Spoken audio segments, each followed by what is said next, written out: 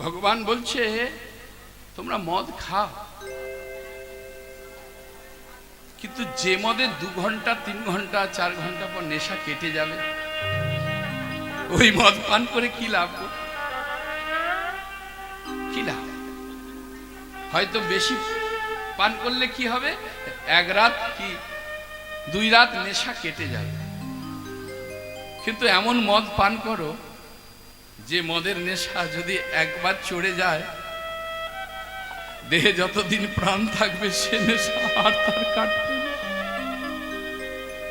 তাহলে সেটা কোন মদ? বললো সেটা শ্রীমদ গো, শ্রীমদ ভাগবত। অপ্রাকৃত বেদেহারি বেদেহারি তাহে ব্যাসদেব সুরি, ব্যাসদেব সুরি প্রেম মদ কইল জগতে দান, জগতে দান ভাগবত রূপী নল দ্বারা দানে দ্বারা মদের বিন্দু পড়ে চুয়াইয়া, চুয়াইয়া এ জগতে যত রসিক মাতাল তারা করে পান, তারা করে পান। অর্থাৎ যারা রসিক মাতাল তারা পান করবে,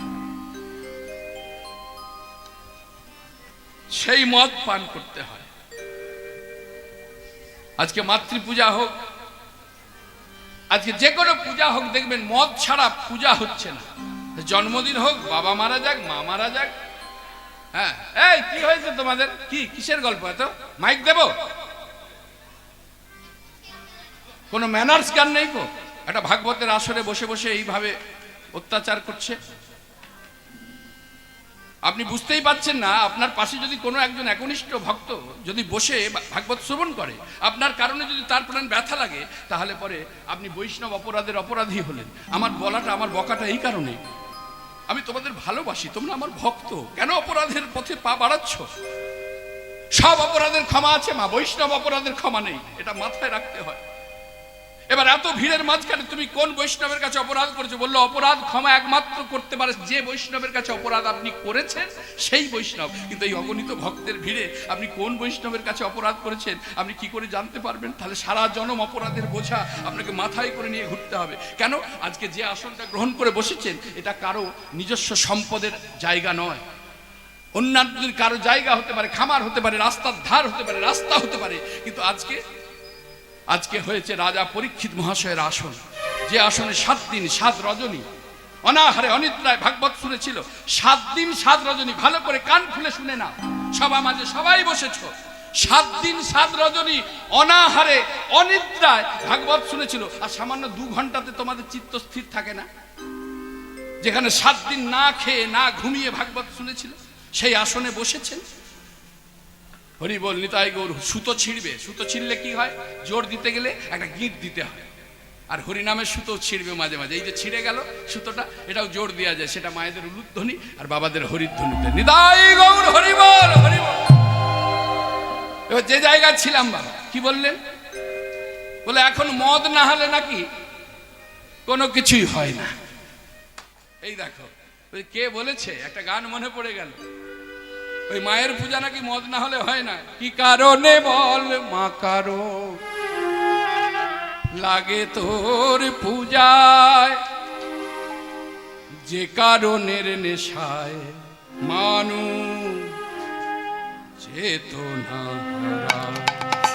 কেন লাগে তোর পূজায়, কি কারণে বল মা, কারো লাগে তোর পূজায়, যে কারণের নেশায় মানুষ চেতনা হারায়। কেন লাগে তোর পূজায়, কি কারণে বল মা, লাগে তোর পূজায়। মাতৃপূজার এই কি ধরন, কারণ কেন উপকরণ, যে কারণে হয় গো মরণ সারা দুনিয়ায়, সারা দুনিয়ায়। মাতৃপূজার এই কি ধরন, কারণ কেন উপকরণ,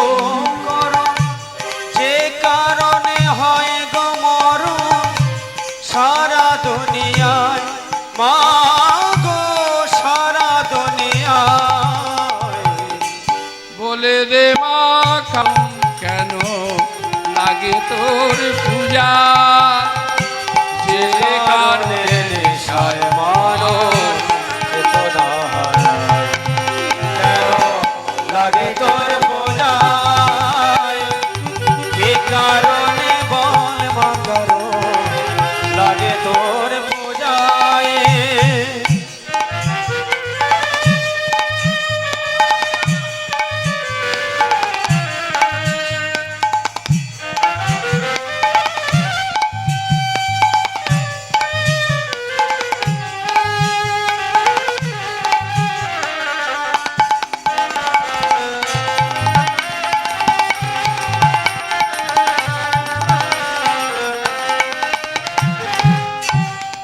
নেশা করো।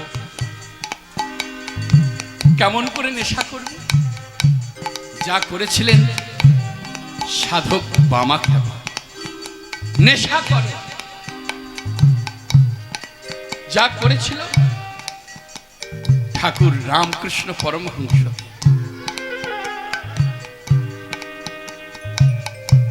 খাবার নিয়ে গিয়েছে মায়ের কাছে, মা আস্তে খাও মা, নে মা খা।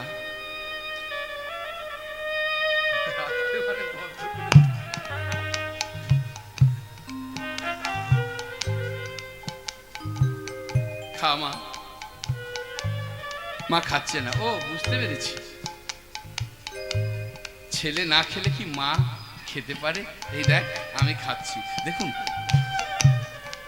নিজে সেবা করে আবার দিচ্ছে, খুব ভালো মা, খা খা। খাচ্ছে না বলে খাবি নে। অমনি মায়ের হাতে ছিল খড়গ, হাত থেকে খড়গটা নিয়ে গলদেশে ধরেছে। সঙ্গে সঙ্গে চিন্ময়ী মা মিনময়ী হলে হাতটা ধরে ফেললেন। তাই তো এখানে কত সুন্দর ভাবে বললেন, কি বললেন? মাতৃ নামে নেশা এমন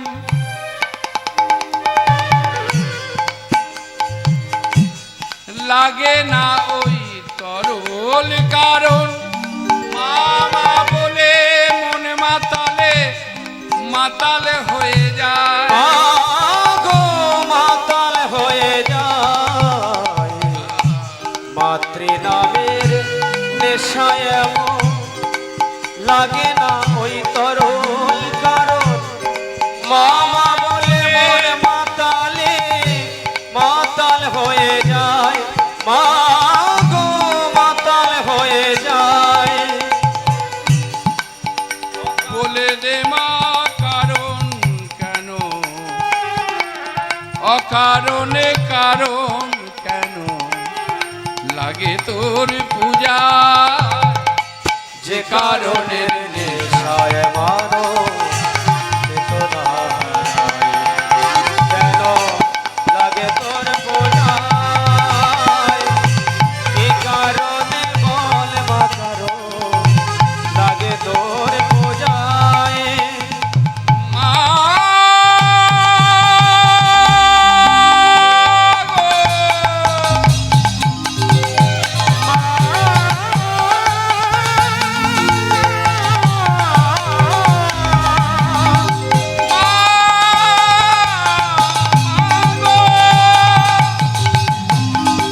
जयंती मंगला काली भद्रकाली कपालिनी दुर्गा शिव कमालहस्ती शिवाष्टधानमस्तुते सर्व मंगला मंगल्ये शिवे सर्वार्थ साधिके शरण्ये त्र्यंबके गौरी नारायणी नमोस्तुते। কাত্যায়নী উলুধ্বনির গাই গৌর হরি বল। মহাযোগে নিধেশ্বরী, কাত্যায়নী মহামায়ে মহাযোগে নিধেশ্বরী,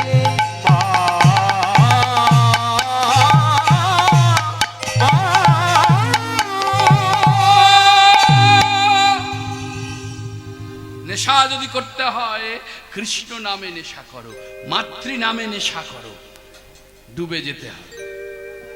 তা বলরাম যে এইভাবে নেশা করে ফেলতেন, তাহলে এত সখা নিয়ন্ত্রণ আর এত ধেনু নিয়ন্ত্রণ কে করতেন? না আমাদের ভগবানের প্রিয় সখা যিনি হচ্ছেন শ্রীরাম।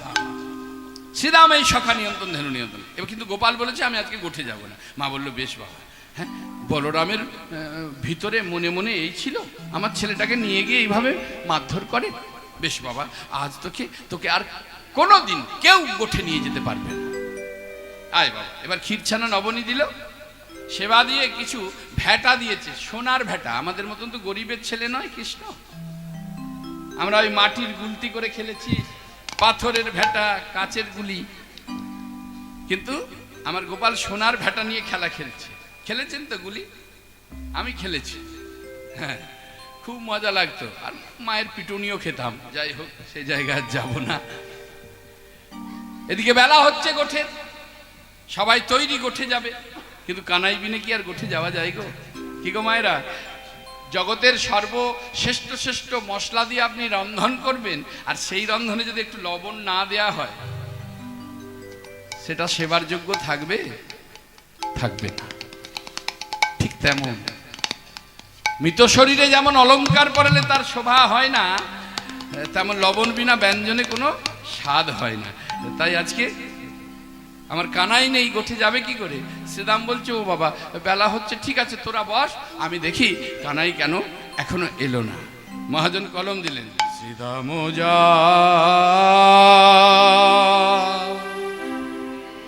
জয়া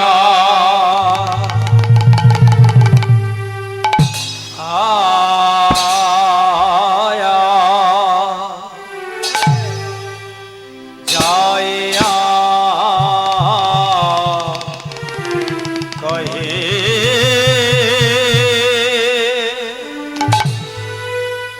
এ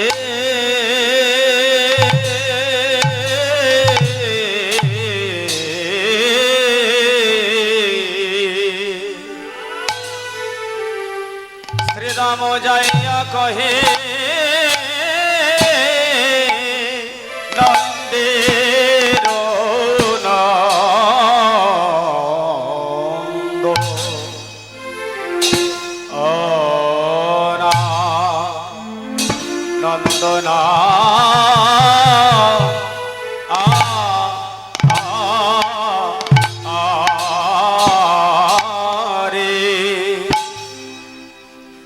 শ্রীরাম যাইয়া কহে নন্দের নন্দনা বুঝিতে না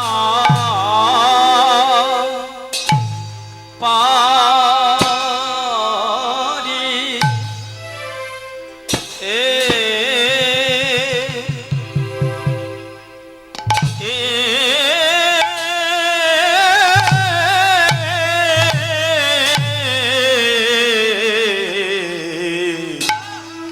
বুঝিতে না পারি কানা তোমার মন্ত্র ও না বন্দনা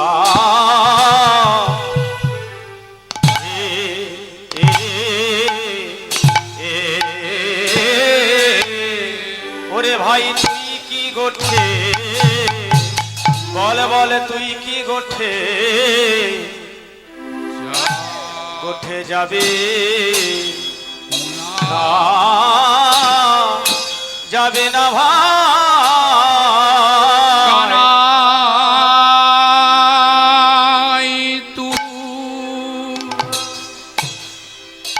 ও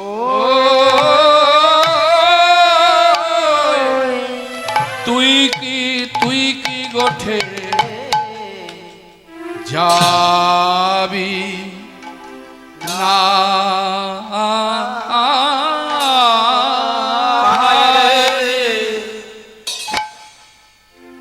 সে দেখে না কত কত বেলা হলো গোঠে যাবে না যাবে না ভাই কানাই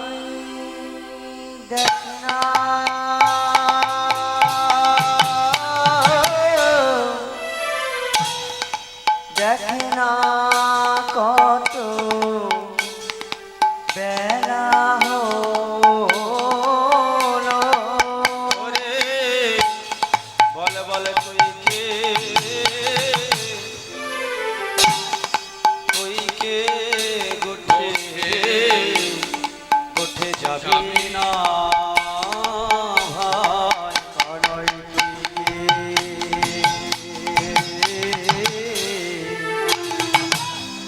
তুই যাবি না ভাই ওরে এখনো তুই ঘরে বসে বলে ঘুরতে যাবি না ভাই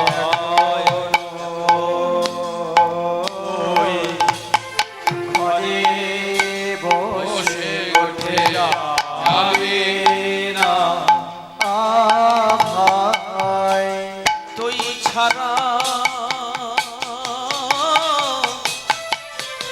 ধেনু সকল যেতে না রে তুই ছাড়া ধেনু সকল যেতে না রে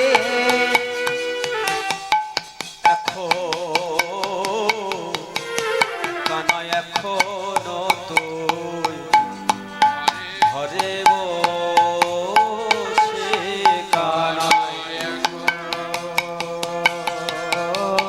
তুই ঘরে বসে এখনো তুই ঘরে বসে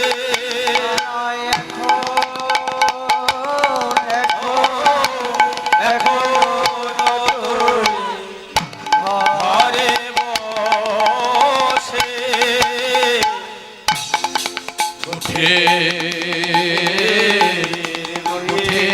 বেলা অধিক হলো ওরে গোঠের বেলা অধিক হলো কানাই তুই কি গোঠে যাবি না ভাই তুই কি গোঠে যাবে না ভাই কানাই তুই কি গোঠে যাবি না ওরে দেখ না দেখে না কত বেলা হলো দেখে না কত বেলা হলো দেখে না কত বেলা হলো ওরে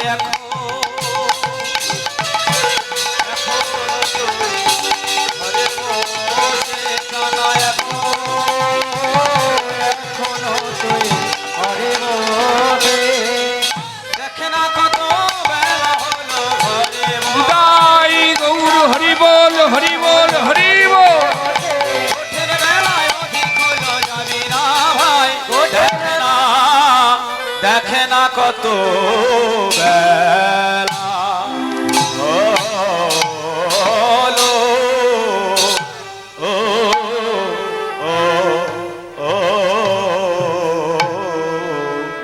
শ্রীরাম যায় জয় জয় শ্রী রাধে পরে বলছি শ্রীদাম যা ইয়া কহে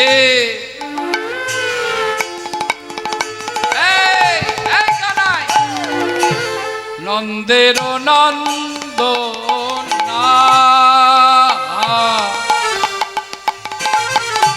শ্রীরাম যাইয়া কহে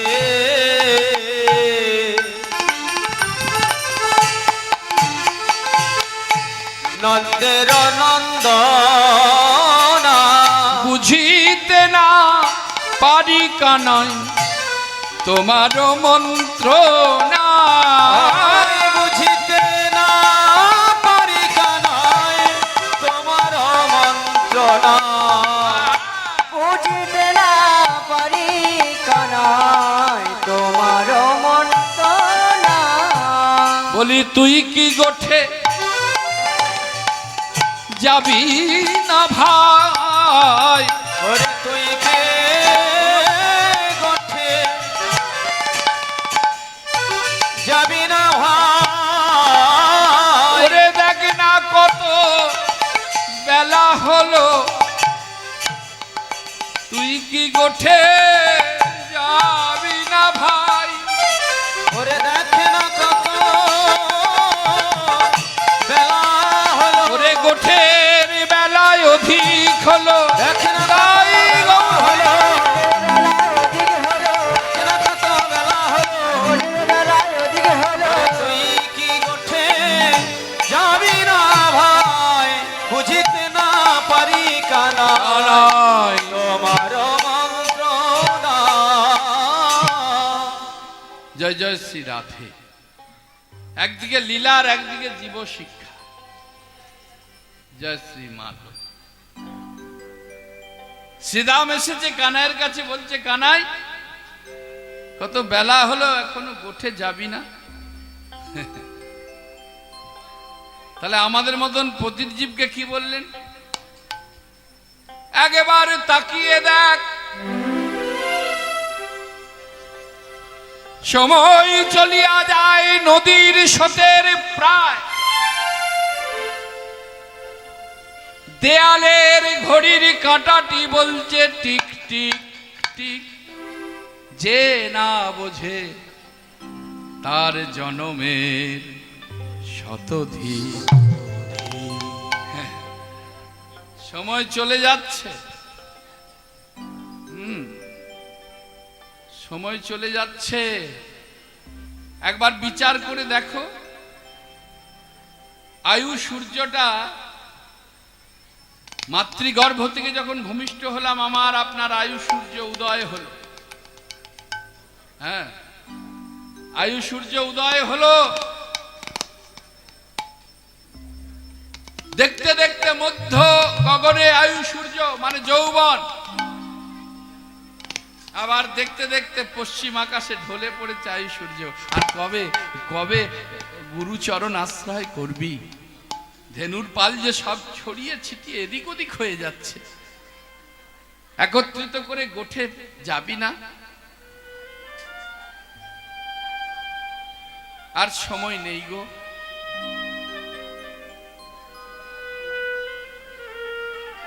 জীবনের অন্তিম সময় আসতে আর দেরি নেই। গুরুচরণ আশ্রয় করো। গুরু বিনা এই জগৎ সংসারে আর কে আছে? গুরু বিনা কে আর আছে? এ জগৎ মাঝে গুরু বিনা কে আর আছে বলো এ জগৎ মাঝে। গুরু বিনা কে আর আছে এ জগৎ মাঝে। গুরু বিনা কে আর আছে এ জগৎ মাঝে। গুরু বিনা কে আর আছে এ জগৎ মাঝে। মনে প্রাণে ডাক রে তারে, মনে প্রাণে ডাক হৃদয় গৌর হরিবল হরিবল।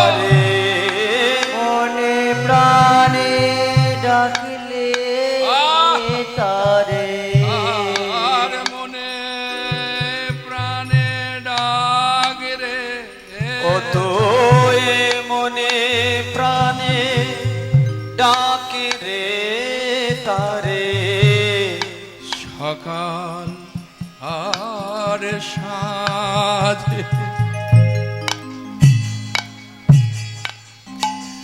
গুরু বিনা কে আর আছে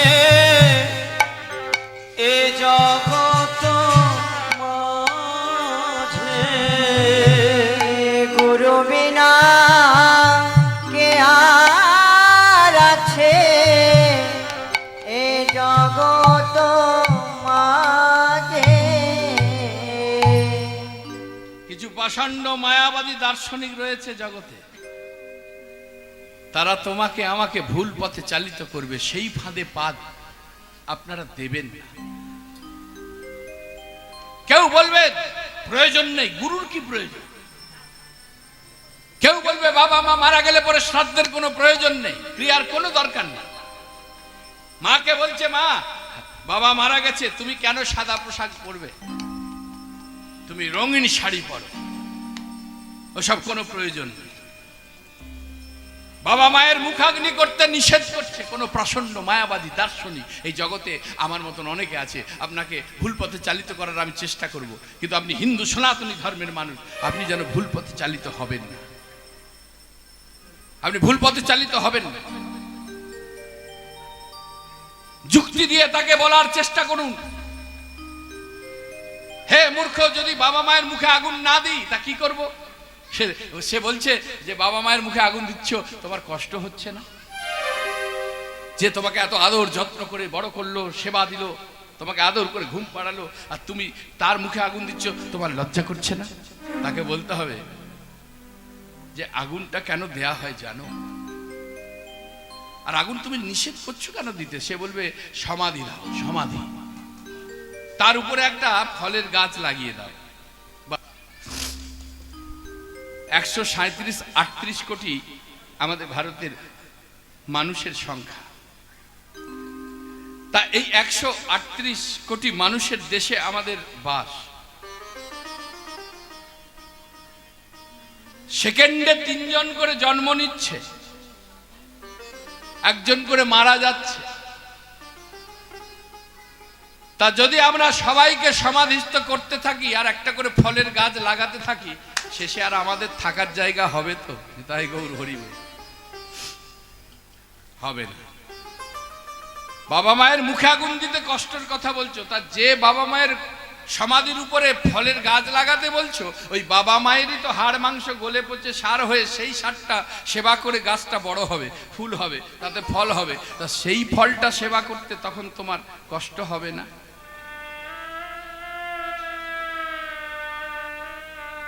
তাই পাষণ্ডের মতো কথা বলো না, ভণ্ডামির মতো কথাবার্তা বলো না, মানুষকে বিপথে চালিত করার চেষ্টা করো না। একটা কথা, যদি তুমি সবই মিথ্যা বলতে চাও, তাহলে ভারত ভূমির মাটি কি মিথ্যে? যেখানে 42 জন মহাপুরুষ এসেছে, তুমি কি প্রমাণ করতে পারবে মিথ্যে? যেখানে ভগবান বারে বারে লীলা করতে এসেছে, তুমি কি প্রমাণ করতে পারবে মিথ্যে? না, তা আপনার আমার ক্ষমতা নেই মিথ্যে প্রমাণ করার। তাহলে কেন 2-4টে চটকা কথা বলে মানুষের ধ্যান ঈশ্বর চরণ থেকে সরানোর চেষ্টা কেন করছো? পঞ্চভূতে এই দেহ গঠিত, ক্ষিতি অপ তেজ মরুদ্বম। আগুন যদি সংযোগ করে আগুনে ভস্মীভূত যদি না করা হয়, এই দেহটাকে পঞ্চভূতে মিশবে না। এ দেহ গাছ থেকে একটা ফল পড়েছে, মুখাগ্নি কেন করতে হয়? মানব জীবনে মুখাগ্নি কেন করতে হয়? গাছ থেকে একটা ফল পড়েছে, একটা ছোট্ট ছেলে ফলটাকে কুড়িয়েছে, আর ছেলেরা হাতে খাবার পেলে আগে কার কাছে যায়? মায়ের কাছে। মা, মা কি রেখো কা, মা এটা খাবো, এই দাঁড়া দাঁড়া, মায়ের মন তো সবসময় কু গাইছে, এই দেখি দেখি, ফলটা হাতে নিয়েছে। ফলটা হাতে নিয়ে দেখলো মা একটা জায়গায় একটু ক্ষত দাগ আছে। মা মনে মনে চিন্তা করলো যে না, এটা মনে হয় কোনো বিষধর সর্পে দংশন করেছে কি কোনো পক্ষীতে, যদি বিষক্রিয়া হয়, না বাবা এটা তোমার খাওয়া হবে না। আর ছেলে তো বায়না জুড়েছে, না মা আমি খাবো, আমাকে দিতে হবে, না মা আমি খাবো। তখন মা ছেলের বায়না মেটাতে গিয়ে কি করলো, দাঁড়া বাবা একটু দাঁড়া, ওই ক্ষত স্থানটাকে একটু বটিতে কেটে বাদ দিয়ে ওইখানটা একটু আগুনের তাপ দিল। কেন না, তার কারণ হচ্ছে আগুনের তাপ দিল, যদি এখানে একটা যদি কথা ব্যবহৃত হচ্ছে, যদি কোনো কারণে বিষক্রিয়া হয়ে থাকে, মা তো জানে না যে ওটা পড়ে গিয়ে থেতো হয়েছে, ক্ষত হয়েছে, না কোনো বিষধর কিছুতে দংশন করেছে, মা কিন্তু জানে। মা চিন্তা করলেন যদি বিষক্রিয়া হয়ে থাকে আগুনের তাপ দিয়ে দিই, তাহলে কি হবে, আগুনের তাপে বিষক্রিয়াটা নষ্ট হয়ে যাবে। তাই দুর্লভ মানব জন্ম পেয়ে এই বদনে যদি কটুবাক্য যদি কটুবাক্য বলে থাকি, কুভক্ষণ ভক্ষণ করে থাকি, মিথ্যে বলে থাকি, তাহলে কি হয়, ওই শেষের দিনে মুখে আগুনটা দিয়ে কি করা হয়, যদি বিষক্রিয়া হয়ে থাকে ওই আগুনের দ্বারা বিষক্রিয়াটা নষ্ট করে দেয়া হয়। তাই খুব সাবধান, যে যা করছো করো, কিন্তু মিথ্যে কথা কেউ বলো না। এক হাঁড়ি পরমান্ন তৈরি করবেন, এবার সেই পরমান্নটা যে পাত্রে আপনি রাখবেন, সেই পাত্রে যদি এক ফোঁটা বিষ দিয়ে দেওয়া হয়, ওই পরমান্নটা কিন্তু আর সেবার যোগ্য থাকবে বাবা, কাউকে আর খাওয়ানো যাবে?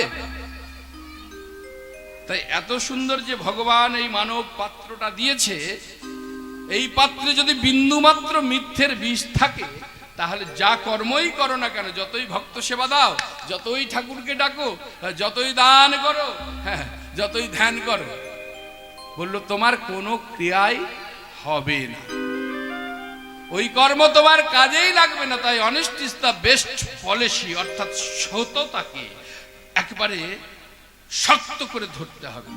সততাই হচ্ছে আমাদের জীবনের মূল সম্পদ। সব কিছুর জন্য তুমি পেতে গিয়ে সত্যকে ছেড়ে দিও না, কিন্তু সত্যের জন্য তুমি সব কিছু ছেড়ে দিতে পারবে। সত্যকে বজায় রাখতে হবে, গুরুচরণ আশ্রয় করতে হবে। সেই পাষণ্ড মায়াবাদী দার্শনিক তারা বলছে মাকে বিধবা অবস্থায় সাদা কাপড় পরতাম। ওরে মূর্খ, এটা আর্য ঋষিগণ নিয়ম করেছে। কেন করেছে? কোন রমণীর যদি স্বামী মারা যায়, ওই বৈধব্যের যন্ত্রণা সে ভোগ করে, তাকে তার মাথার কেশকে ছেদন করতে বলা হয়, মানে চুল কেটে দিতে বলা হয়। এখন বাদ দাও, এখন তো বিবাহর আগেই সব বিধবা হয়ে যাচ্ছে, ওটা বাদ দাও।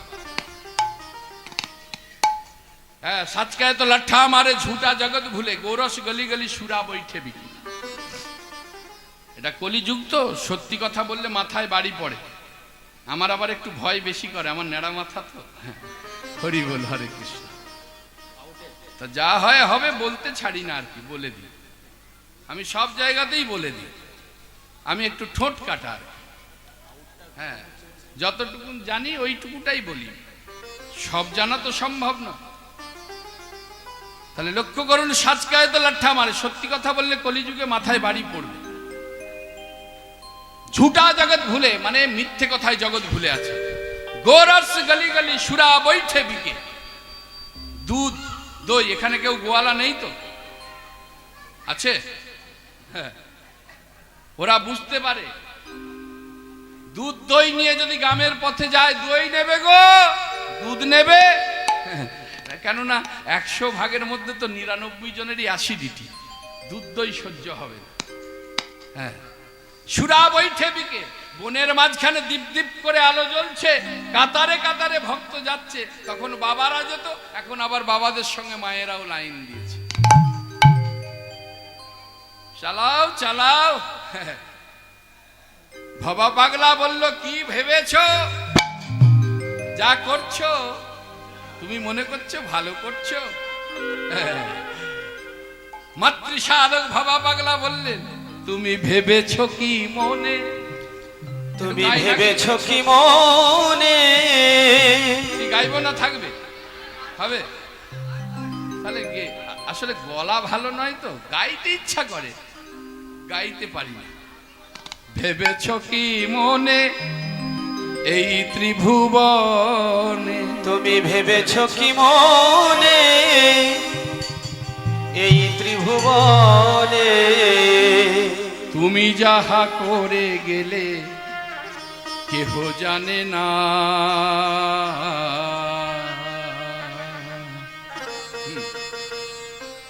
বারে বারে আর আশা হবে না। তোমার বারে বারে মায়েদের একটু উলুধ্বনি চাই, তাই গৌর হরি হবে না। তোমার বারে বারে আর আশা হবে না। তোমার এমন মানব জনম আর হবে না। বারে বারে আর আশা হবে না। তোমার বারে বারে আর আশা হবে না। তুমি যাহা করে গেলে আসিয়া হেথায় চিত্রগুপ্ত। এই যে খুব সাবধান, আমি এখানের কাউকে বলছি না, ওই যারা করে তাদের বলছি। যারা সবজি বিক্রি করছে, সবজি বা চাষ করছে, আপনারা যেন রাগ করবেন না বাবা, আমি বারবার বলছি, আপনাদের বলছি না, যারা করে তাদের বলছি। বিজ্ঞান উন্নত তো, বিকেলবেলা গিয়ে দেখছে ফুল থেকে এইটুকু একটা ফল বেরিয়েছে, এই দে দে দে ইঞ্জেকশনটা দিয়ে দিল। এই ইঞ্জেকশনের দ্বারা সকালে গিয়ে দেখছে একবারে এত বড় ফল হয়ে গেছে। এটা আমার পরিবার বর্গকে দেব না, ওরে বাবা সর্বনাশ, এই তোরা নিয়ে যা, আমার লাভ বংশের টাকাটা হলেই হলো। আবার যে মিষ্টি বিক্রেতা, কারো দোকান নেই তো, তবে এখানে যাদের দোকান করে না, যারা করে আর কি, 6 মাস 5 মাস 4 মাস ধরে স্টোরে ছানাটা রাখা আছে, ওই ছানা দিয়ে মিষ্টি তৈরি করেছি, আমার পরিবার বর্গকে দেব না, তোরা নিয়ে যা, হ্যাঁ, আমার লাভ ধ্বংসের টাকা হলেই হলো। কারণ এই তো না না, ওদের বলিনি তো আমি, বিশ্বাস করো, ওদের মিষ্টি আমি খেয়েছি, খুব ভালো। এই এখানে দাঁড়িয়ে বলছি, আমি খেয়েছি না, আমি বলছি তো ওদের মিষ্টি খুব ভালো, আমি খেয়েছি। আস্তে আস্তে আস্তে আবার দেখো, ওদের প্রত্যেক দিন একদম কারেন্ট মাল, একবারে দিনের দিন সাপ্লাই। এইবার যেখানে ছিলাম, যিনি ফল বিক্রি করছেন, তিনি মনে ভাবছেন অনেক কায়দা করে ওকে পালিশ করে ঝকঝকে করে রেখেছি, ভিতরে যা আছে আছে, তোরা নিয়ে যা, আমার দরকার নেই। আবার যিনি মৎস্য বিক্রি করছেন, তিনি ভাবছেন অনেক কেমিক্যাল পড়েছে এই পুকুরে, তোরা নিয়ে যা। কিন্তু এত মূর্খ আমরা বুঝতেই পারি না যে আমরা কেউ কাউকে ঠকাতে পারি না। আচ্ছা বলো তো, সারাদিন সবজি বিক্রয় করে যে লাভ্যাংশের টাকা পেলাম, আমি সবজিটা আমার পরিবার বর্গকে দিলাম না, কিন্তু বাজারের অন্যান্য জিনিস তো আমি আনন্দে কিনে ঘরে ফিরছি। ঠিক পরস্পর এইভাবেই চলছে, তাহলে কে কাকে ঠকাচ্ছে? আমরা নিজেরা ঠকছি। মানে ওই ছোটবেলায় যখন পড়াশোনা করতাম, বাবা ঘরে ঢুকছে মানে বই খুলে ফেললাম, এই কি কি কি কি যেন পড়ে, হ্যাঁ, বাবা যেই ঘরে ঢুকতে ছেলে বই খুলে পড়লো, কি যেন বাঁশ বাগানের মাথার উপর চাঁদ উঠেছে, ভয় ভয় পড়ছে আর কি। বাবা এসেছে, বই খুললো, তা বাবা একদিন ডেকে বলছে, এই খোকা শোন, ওরে খোকা, তোর থেকে অনেক আগে এই পৃথিবীতে আমি এসেছি, ফাঁকি কাকে দিচ্ছিস বাবা? আমি ফাঁকে পড়ছি না রে, ফাঁকে তুই পড়ছিস। তাই ভবা পাগলা বলছে, তুমি যাহা করে গেলে আসিয়া হেথায় চিত্রগুপ্ত লিখিয়া ভরিল খাতা। তুমি যাহা করে গেলে আসিয়া হেথায় চিত্রগুপ্ত লিখিয়া ভরিল খাতায়। তোমার হিসাব করিবেন, এখন আবার ফ্যাক্সের যুগ, এখান থেকে পাঠিয়ে দেবে, ওখানে শুধু টেনে কাগজটা বার করে নেবে, আর একটা বড় এলইডি লাগানো আছে। হিসাব করিবেন সেই বিধাতা। তোমার হিসাব করিবে সেই বিধাতা। তার কাছে ফাঁকি ঝুঁকি কিছু চলে না। বারে বারে আর আশা হবে না। তোমার বারে বারে আর আশা হবে না।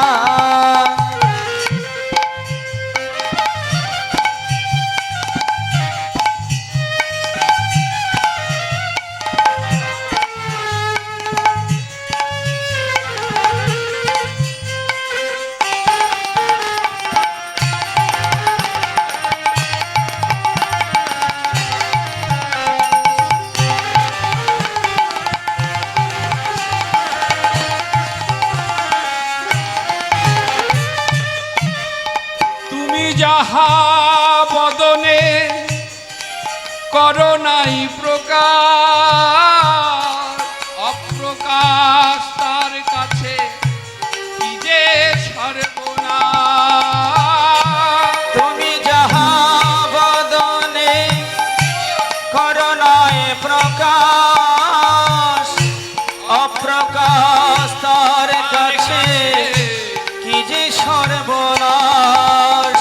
আর জড়িয়া রয়েছে হৃদয় আকাশ। জুড়িয়া রয়েছে হৃদয় আকাশ। মানুষের কুলে কালি হার দিও না। বারে বারে আর আশা হবে না। তোমার বারে বারে আর আশা হবে না।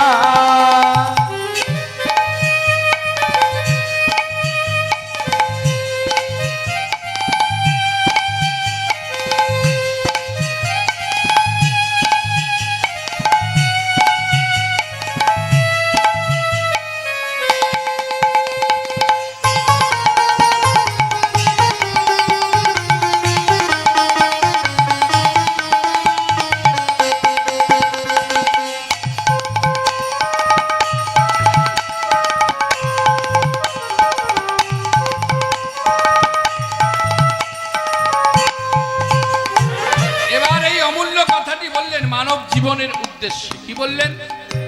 সাবধানে চলো মন, খাও হুঁশিয়ার। বেলা যে ওই যে বেলা চলে যাচ্ছে, কবে গোষ্ঠে যাবি? বেলা যে বহে যায়, আসে অন্ধকার। সাবধানে চল মন, হও হুঁশিয়ার। বেলা যে বহে যায়, আসে অন্ধকার। আবার মানুষ দেবতা হয়, হয় অবতার। মানুষ দেবতা হয়, হয় অবতার। ভবা কহে চোখ মেলে যে দেখো না। বারে বারে আর আশা হবে না। তোমার বারে বারে আর আশা হবে না। মনরে ওরে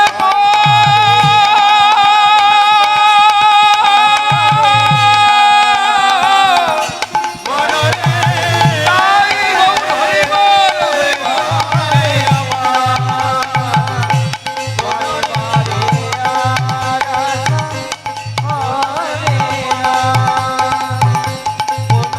তোমার বারে বারে